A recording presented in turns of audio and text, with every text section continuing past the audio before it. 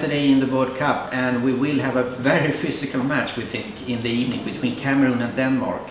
Richard, that can maybe be a bet for you as well. If you we mentioned this one before, didn't we? Yeah. I was looking forward to this one. Yeah. And Denmark, they performed well against Holland. That Simon Poulsen own goal is a real hammer blow. They looked like they were holding them, really. I mean, in Holland, obviously one of the talked-up teams. Yeah. So they were looking good, and that just took the stuffing out of them. And that last goal at the end. Too early in the second, yeah. So but now, and Cameroon lost to Japan 1-0. They had most of the possession against Japan, so not too bad. But there's pressure on this, and I think it's going to be a very physical game. In the first matches, Cameroon had 28 fouls against Japan, and Denmark had 20 against against Holland. Yeah.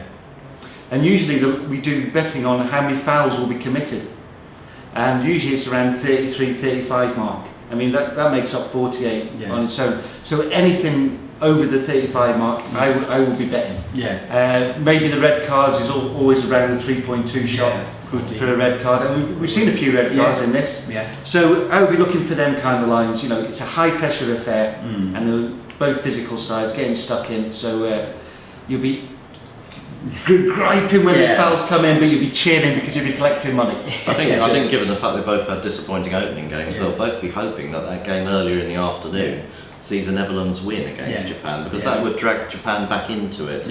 And then I think the assumption here would be Netherlands are going to top the group, so let's go for second. There've been no previous meetings between these two sides, and I would just point out Cameroon are in dreadful form. They haven't won in 6 matches at international level. Denmark have had 2 wins out of their last 6. They were quite disappointed. Hasn't shone at all. I thought Cameroon were a massive disappointment. They look disjointed. But they have one world class player. He plays up front normally. Now they put him on a wing. Yes. Why? You must No. It's It very doesn't make strange. sense. No, it doesn't make sense. Questionable.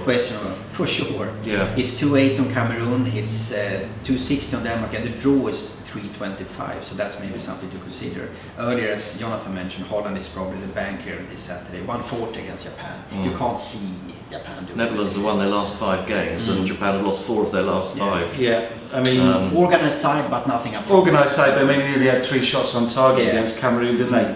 I like that Elliot on the wing for Holland, the Hamburg guy. Yeah. He looked potent, and he'll be feeding Van Persie. Yeah. But as I say, they're an organised side, Yeah. and it might be a bit harder to grind down. I think it might go the similar way to the Denmark game. Draw at half time, and Holland to sneak it at full time. Yeah. And that's 4.25. That's a good one. I mean, a draw will suffice for Japan. They'll be happy with that. Yeah. So they'll be holding out. But Yeah. I think Holland will just get over the winning line there. Yeah.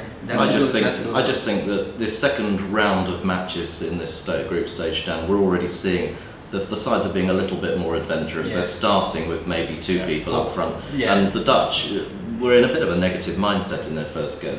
They just did enough, and I think they'll be simply far too good for Japan. They should be. 140 is the odds on that one. Down under, Australia, they are really hoping. They are not giving up, I think. They lost heavily against Germany, but they still have the chance. They play Ghana now without Tim Cahill now, which is Cahill's a massive loss, isn't it? Obviously Ghana were without Essien, without from previous. So Cahill has it didn't look like a red card either, did it? No, it was very poor, and it's a major loss.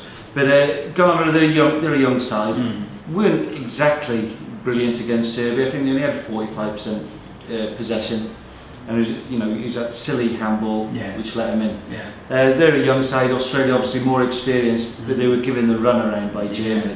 Whether Germany were far superior or Australia were bad, I'm going for the Germany were far superior. I think we'll be seeing Germany in the final.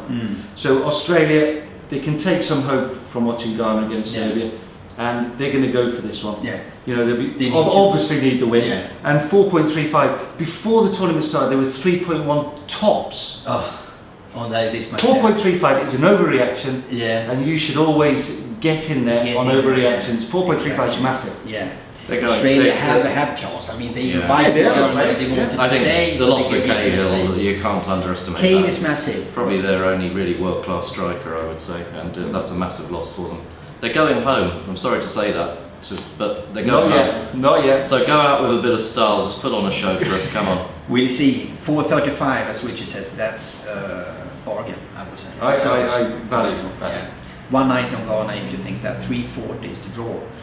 Okay, we're looking forward to an exciting Saturday again, live bet with us at Expect, and see you soon. Thanks guys. Cheers, Dan. Thanks.